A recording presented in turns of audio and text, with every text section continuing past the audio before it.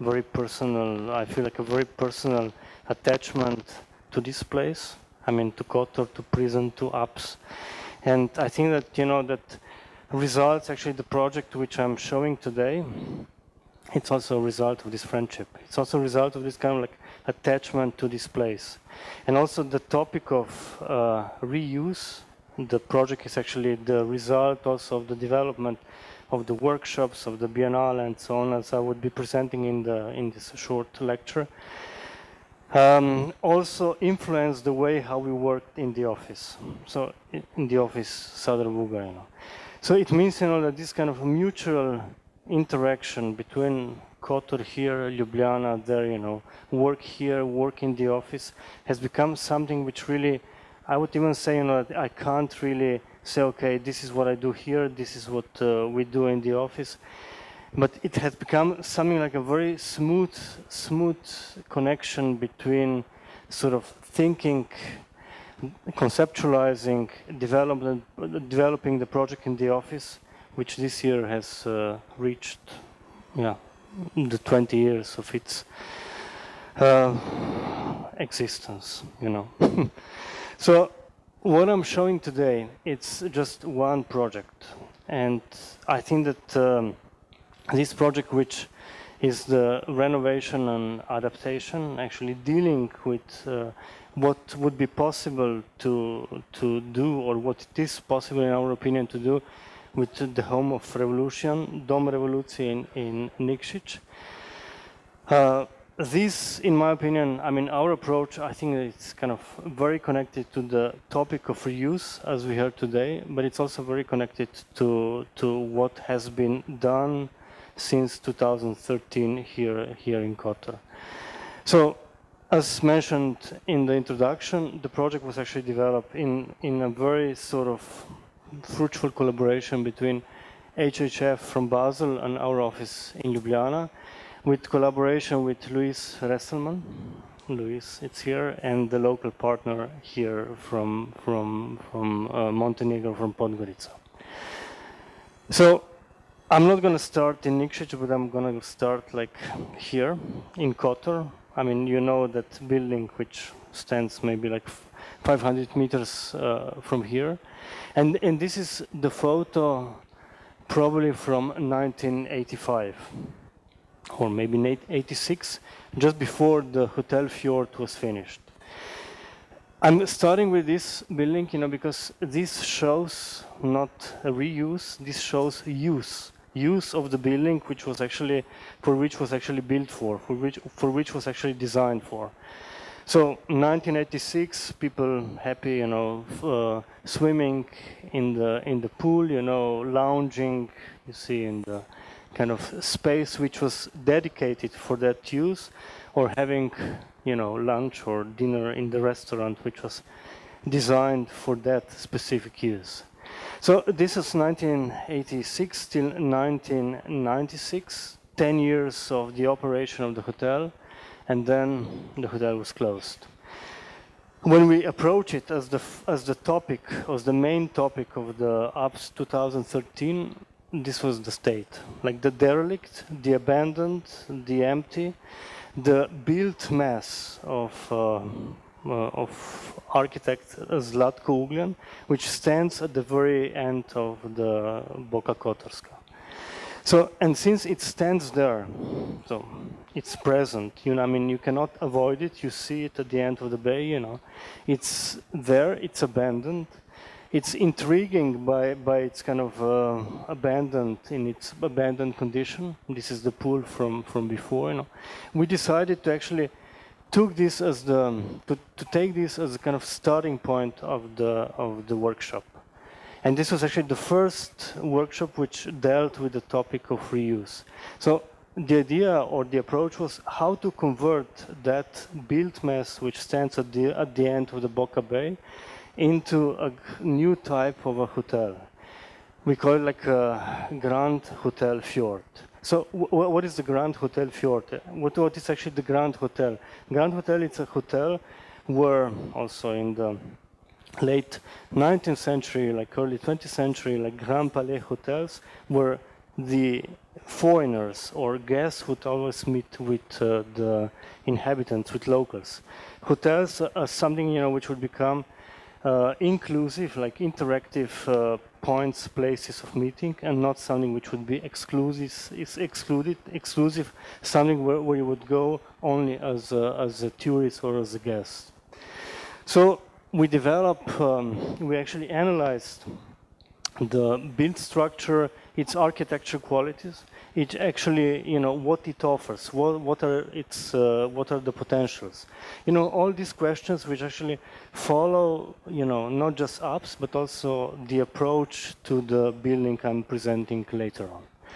And we focus on the architecture qualities, and I would say, like, you know, what we propose here was a sort of a very pragmatic way of approach. So the architecture quality from before can be transformed into something like with minimum intervention as presented on the drawing below. You know. So before and after, you know, before what you see is like the entrance hall, which can be reused for like informal or formal event, you know, with minimum or not very much of the intervention, while maintaining the architecture qualities. So this is something which is not about preservation, it's not something, you know, about, you know, restoration, but it's really like reading and almost like anti-fetishizing what is there in order to kind of infuse and inject new life to the building. So this was the end of 2013, and then we presented to the municipality, to the ministry, and hope, you know, that we actually hope that this would actually get to the owners of the hotel. But, you know, still the hotel is there, it's still waiting for that kind of approach, you know. So this was the starting point for the presentation of 2014 at the Montenegro Pavilion at the Biennale in Venice, where we actually took 4 buildings, existing buildings, abandoned buildings in Montenegro from the recent history, from modernist, you know, 1950s to 1980s, and presented in the frame of the existing space. I mean, as you know it at the Venice Biennale. I'm just pointing this out, you know, because the main approach was not to kind of evaluate, not to kind of say, okay, this could be used for, or this could be actually transformed into something, but just to kind of present the buildings there, you know, with these kind of large models. This is Hotel Fjord, and this is the Dom Revolucije, to indicate what this country actually has. I mean, what are the potentials of the existing buildings which are here, and that they're empty and they're abandoned and they are not in the use. So, and these big models, like sectional models, glued with actually sort of like wallpapers of the photos which were taken from the buildings, we actually thought that it was a very good kind of technique of presenting the state of the derelicts of these buildings. So this is actually the view from the kind of auditorium towards the stage in the Dom Revolucije. So what is actually Dom Revolucije? I mean, you all know the history, I'm more or less sure, you know, but just to kind of give a couple of words, because I still, whenever I read about that, I find like really, really interesting.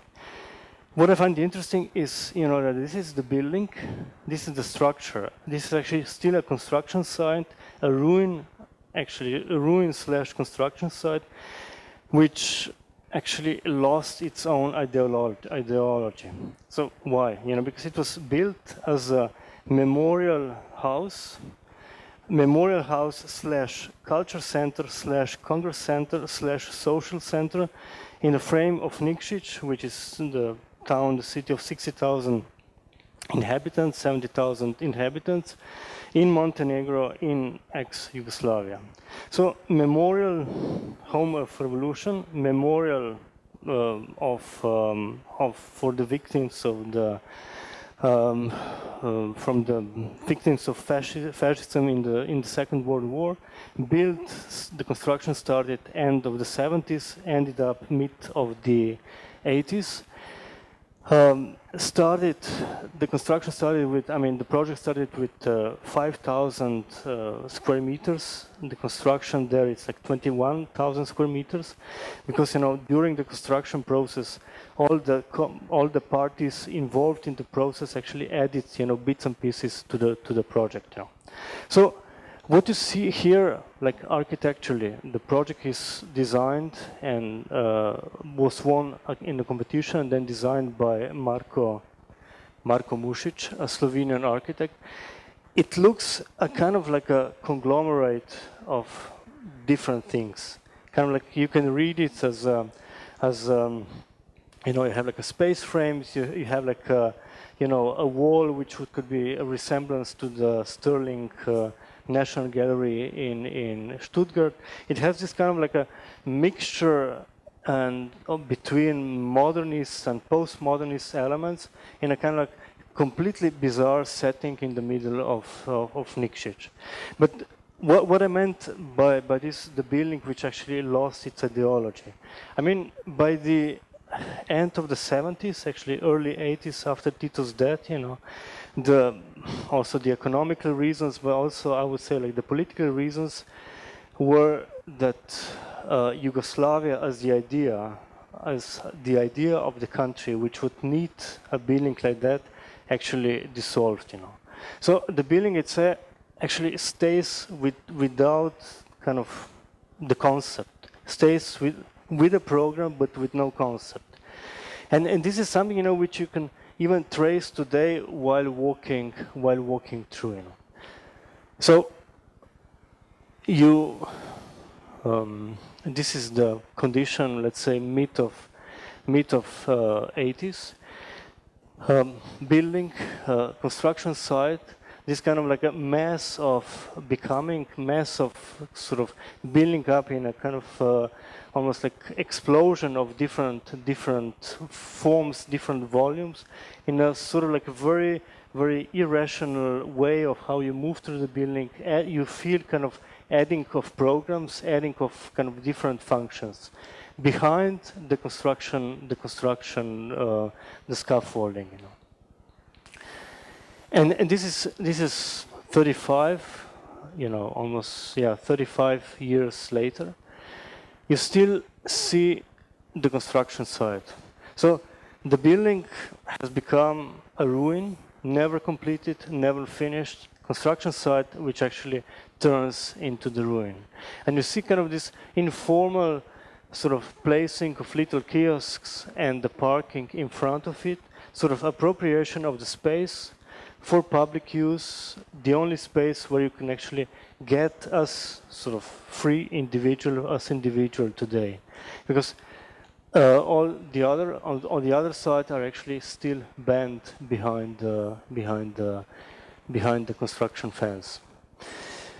And then when you go inside, so it's kind of really interesting. I remember the first time when we were there, like it was the winter time, like late in the afternoon, early evening, and kind of like walking through really felt like walking in a kind of horror movie, At the same time, like appealing, you really want to kind of dig in, get into the building, and it's sort of scary. So I would even say that the quality, you feel this kind of quality of sort of, quality of architecture spaces. You feel this sort of micro ambiances, like sort of suspended plates from steel structure, this combination of steel and concrete, suspension and contraction, grids and non-repetitive materials, like the sequences of micro ambiances, which actually makes this space feel like a theme park. So you go through in order to kind of really sort of be almost like sucked into the experience of pure architecture, in the sort of, yeah, pure architecture, kind of like inhabited sculpture. Okay, so this is the condition now. So what is the condition now? It's, you have 20,000 square meters of unused space in the center of the city, completely kind of fenced away, scary, you know, you can fall in, you can actually fall down, it's unsecured, it's unsafe. So what do you do with that? And there is no need for that. There is no need for a structure like this in the city. There is no need for 22,000. There is not even need for like 5,000, 6,000 square meters of the program in the city. So the competition, I would say the competition was actually a result of kind of the presentation. I would even say like that it started with Fjord and then presentation at the Biennale, and then the competition, and then kind of sort of aligning with the same topic, with the same approach as Simon and I were kind of discussing, to the space of the Dom Revolucija. This was, I think, one of the visits, probably the one last year, just before we started the competition, and you still feel, you know, that this mastodon, this built mass, actually, it's stacked in the middle of the city. You cannot approach it. It's a big solitaire, the solitaire which actually inhabits and occupied the entire city block.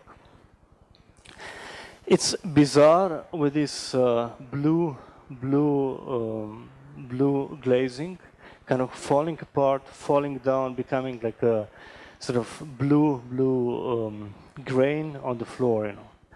And what you see here is that it's positioned between residential part on one hand, in the stripe of where all the institutions or institutional buildings are.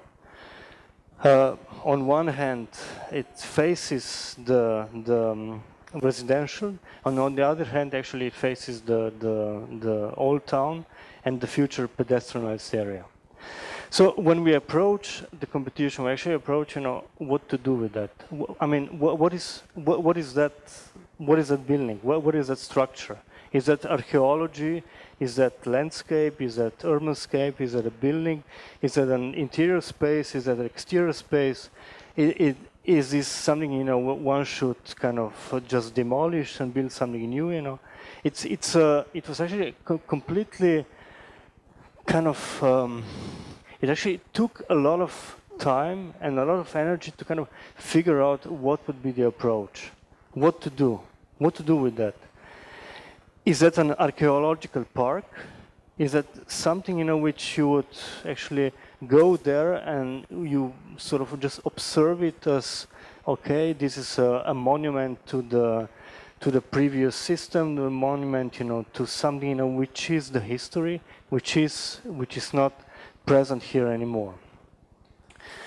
So what we decided is that the only possible approach for us was to be a completely pragmatic.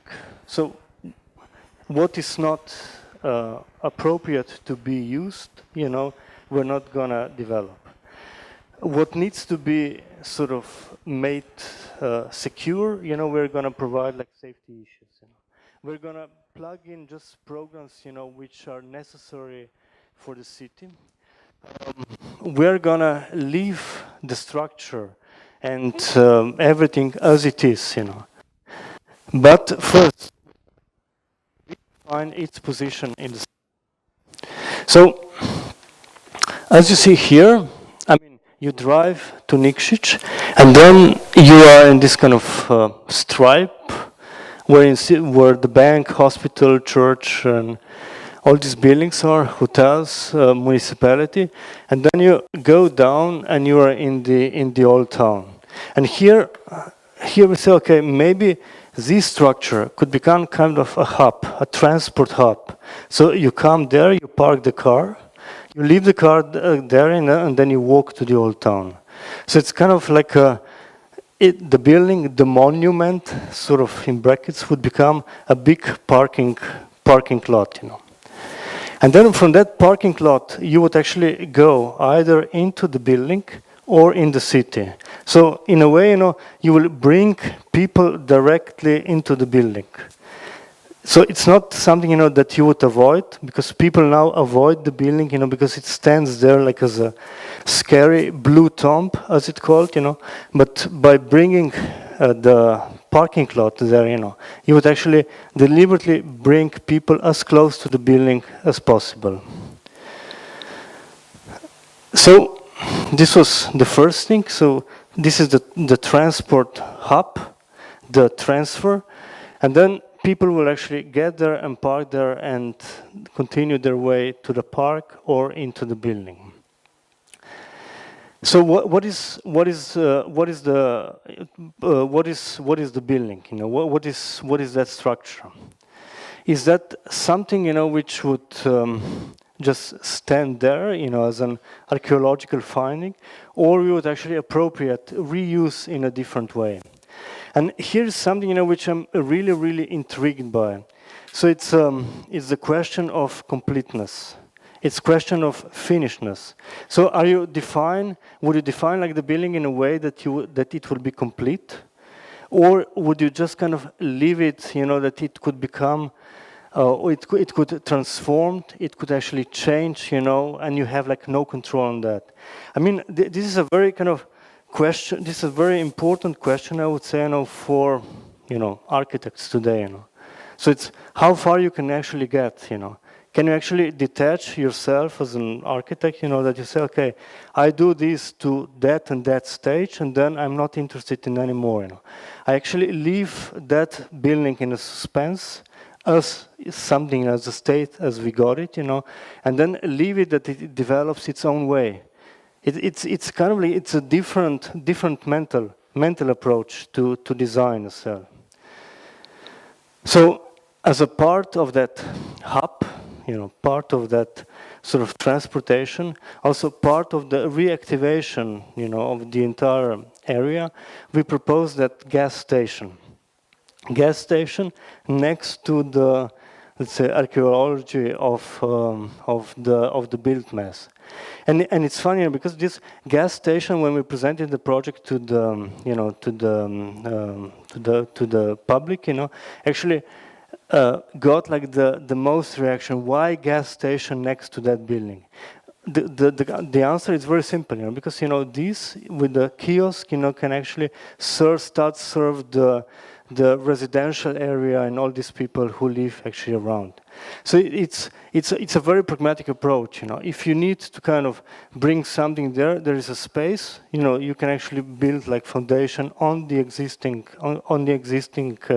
structure, and just appropriate and just build a gas station as something, you know, which would be needed in the surrounding, you know. So 3 levels. Parking, as I mentioned before, you know, park outside, park inside, and the cup, you know, what is above, you know, we just say, okay, this is something, you know, which will just cover the building. The parking lot, it's for 250 car parks, and then you have this access either directly to the park and then to the city, or you connect and then directly into the building. So parking underneath and park above becomes kind of like a very integral sort of components which would actually bring the life to the structure. I mean, I'm calling this directly the structure, not the building, just in order to sort of get rid of this, okay, building which has defined interior and exterior.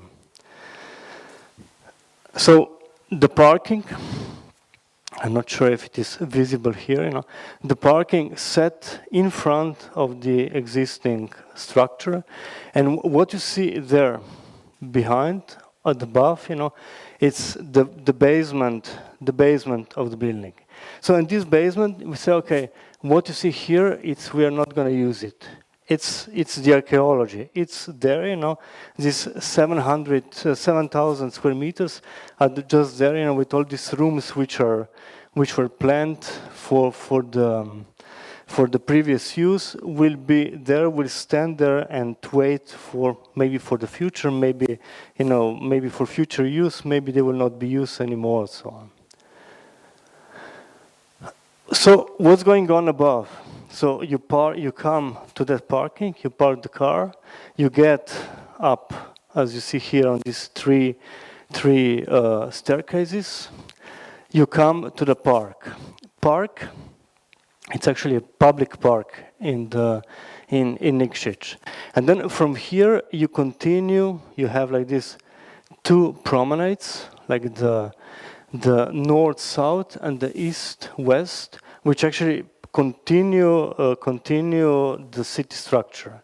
So instead of having like the solitaire which breaks the city,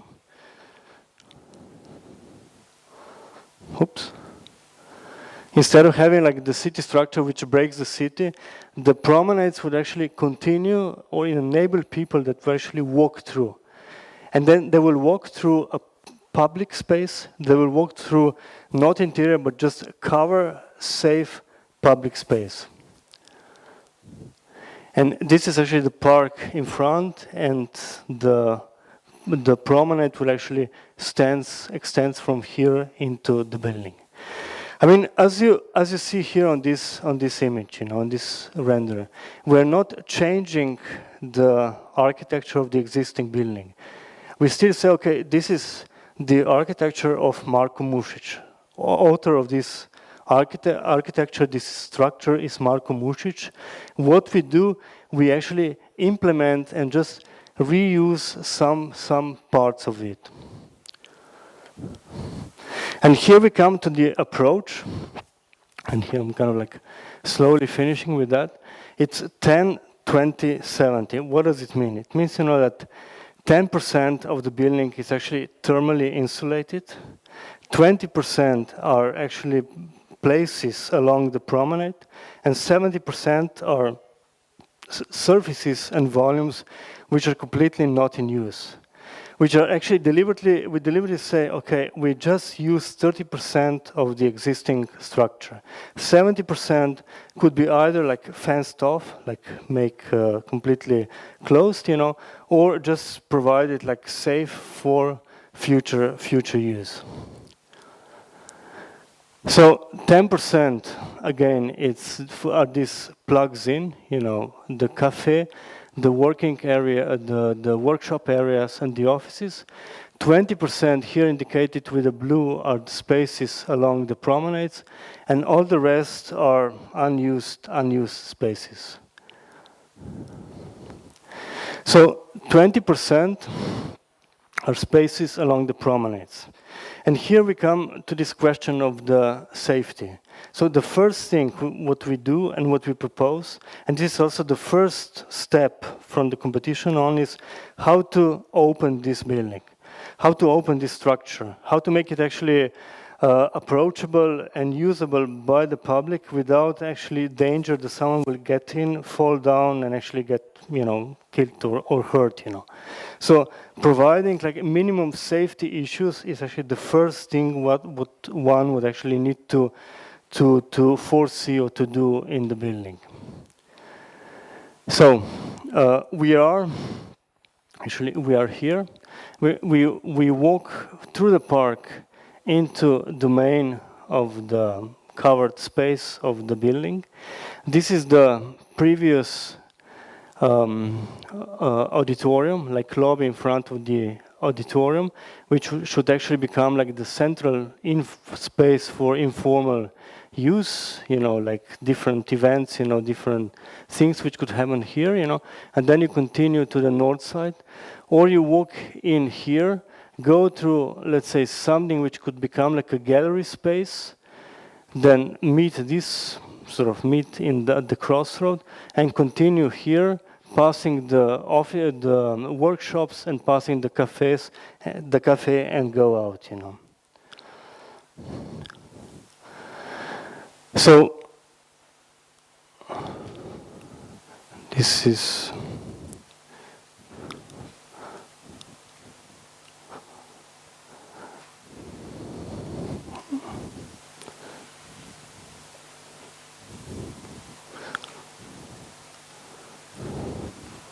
okay.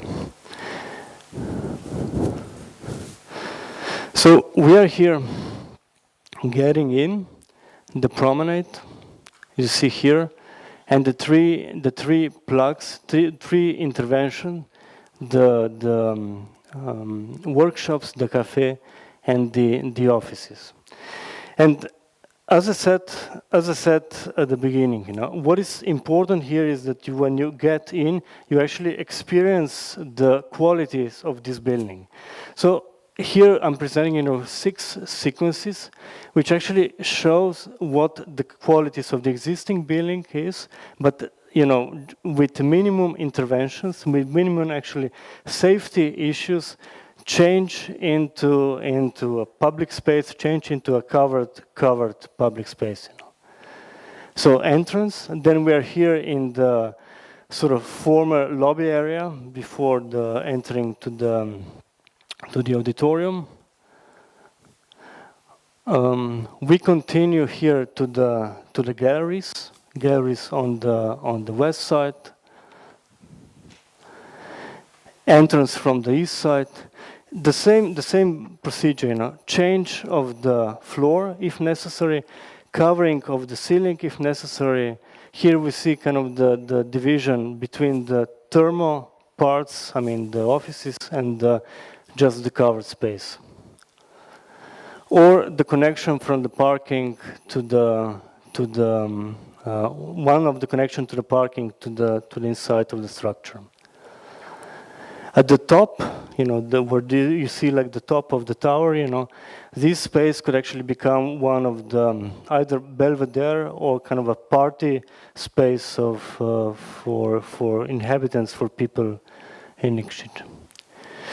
And the last thing is this 10%, like the cafe, as I mentioned here. So 10% are actually the spaces which are thermo-insulated. They're actually proper interior spaces. The cafe, which can extend towards the outside, to the space of the park. The workshops, like very kind of more or less informal spaces which could be used by different organizations, different people, or offices. So, and you have like this, more or less, is this 2,000 square meters all together. And I think, you know, that with this approach, one can actually start addressing that use, that structure as a whole, and start discussing with different users, different clients, different stakeholders in Nikšić who are active actually now, you know. 70%, as I mentioned before, it's non-used. It's in the basement. It's actually covered. It's actually something which you can actually not approach. It's something, you know, which we actually deliberately say, okay, this will become part for the next generation, for next future, or never use. You know, deliberately move out of it. Even auditorium, you know, which, you know, I mean, if you want to kind of start use the auditorium, you need to kind of provide safety issues which would start changing the build structure of the building. You know, this is one of the view from the stage down to 11 meters deep hole of the auditorium. So, and the last thing was the facade. So what we do with the facade, you know. I mean, what we need to provide is that there will be no water coming to the building, and the idea here was, you know, to use the glazing, the existing glazing, where it's missing. We would just kind of change it with the new single glazing transparent one, group it in a way that you will still see it as a sort of like a patchwork between blue and transparent between existing and the new one. So this was the competition. I mean, very pragmatic in its approach. We presented the 1st of April in Nikšić. I must say that presentation was actually quite intriguing at the end, because of the opponents and non-opponents of the project. The exhibition was actually set on in front of the structure, on the structure itself. So it becomes kind of like the first step, the first gesture, the first move, how to actually attract people to the building.